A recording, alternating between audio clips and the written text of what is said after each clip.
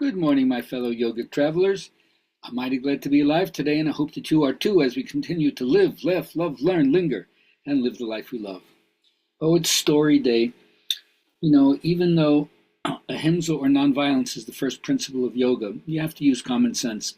Once there was a village that was being terrorized by a snake. It was biting people, hissing at people, making lives miserable. So they called the local yogi because they know that yogis have no fear and snakes no heart. So the yogi says, I'll take care of it. And he goes out to them and he calls the snake over to him with a secret mantra, and the snake crawls over and the yogi says, what's all this nonsense? I hear you biting and hissing and making life terrible for them. Has nobody initiated you into yoga? And the snake says, no, sir. So he says, I give you a mantra, chant this mantra, you'll feel very, very peaceful. So the yogi gives him the mantra, the snake starts chanting the mantra, and the snake is entranced. It's unbelievable. And now he has no desire to bite anybody or hurt anybody, so he just lies there in the bliss of meditation chanting his mantra. Well, the most bold boys notice that all of a sudden the snake is not moving, he's not hissing, he's not doing anything, so they take a stick and they kind of poke it, and it doesn't in any way react because it's now peaceful, chanting its mantra. So then finally the boys grab it by its tail and whip it around the head and fling it down and beat it on the ground back and forth like this, and just leave it like a bloody mess. A week or so later, the yogi comes back to check on the situation, and the villagers say, oh, everything has been peaceful. He says, oh, that's very good to hear. So he goes out and he calls the snake again, and the snake kind of like a crutch in its arm is in a thing. He says, oh my God, what happened to you? You look horrible. He says, well, you chanted you told me to chant the mantra, and now I'm feeling so peaceful. So when they saw I wasn't biting or hissing anybody, they poked me with a stick and they lift me up and they hit me this way, hit me that way, and they leave me as the bloody pup you see. He says, you're a nincompoop. I told you not to bite, but I didn't tell you not to hiss. So sometimes we have to put on a scary face, huh? And draw some boundaries for ourselves. Anyway, it's a cute story. Bear a fang every now and then. And like I said yesterday, showing your sword is not using your sword. All right, journaling question for today. Connect to aging. How can one of us, any of us, myself included, choose to personally grow each year by learning something new, whether it's enrolling in a workshop or in a training, by taking on a new hobby, but something that you have to put effort into as a rookie, and then you have to develop it over time, so you have to stick with it. So that's my question to you. What might you be thinking? Let me know, and I'll tell you what I'm thinking. Now, when it comes to understanding yoga, and to a certain extent anything that you want to develop, the Hatha Yoga Pradipika says there are four kinds of students.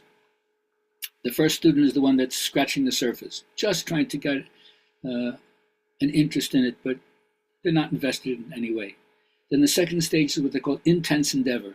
You got to put some energy into it to make it happen, and it has to be consistent over time. Otherwise, you're not going to see any growth.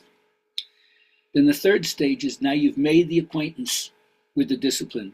You've been more than just introduced to it. You got it going, and now you're starting to see some of the benefits. And then the fourth stage is accomplishment, where you're uniting your mind, your body, your senses, your intelligence. They all become one, and all actions are now done from the core of being, not one's ego. So behind all of this is the psychological principle that embedded in our own unconscious mind is the supreme value that is waiting to be redeemed by consciousness, by becoming aware of what we are capable of and what we truly are. But first, we must be parted from that on which we are dependent, but which we are not, before we become aware of that which we really are. Let go of the attachment to the old, because that's not who we really are, in order to make room for the other aspect of our potential, which can get crowded out and doesn't get a chance to show itself. So I remember I used to ask my college students, 18, 19 years old, so who's responsible for your life? Every hand goes up. Almost immediately, everybody answers, I am. But then when you say, but you're still living in your parents' house, right? You're still dependent upon them for finances. You still have a jumble of questions in you about what your life is going to be ahead of you and stuff like that. And you're not dealing with that, right? It's a lot of it's in the shadow. You're not even aware of it. You're just finding out, aren't you? So you can't abdicate your responsibility because that diminishes your power And then blame takes up residence in that space. You have to give up the blame game, and you might want to avoid the truth, but if you deny it altogether, there's negative consequences. So what I tell everybody is learn to trust your instincts. Your instincts have gold in them. The love of nature, positive sexuality, spontaneity, they're all instinctive behaviors. They're all right, and they need no apology. It's as if your instincts are your golden ball, like they talk about in the fairy tales, a 360-degree globe of radiance that every being when they're first born comes in when you were young, if you remember. Or as I like to say, you had the whole keyboard, you haven't been whittled down to middle C yet. So I hope that by understanding your instincts and being in touch with what your gut tells you, what your heart tells you, what your intuition tells you, then you realize the quality of your life is the enjoyment of the time that you have, instead of measuring yourself by your standard of living. Otherwise, you will not be able to say, I live my life in a new way every day.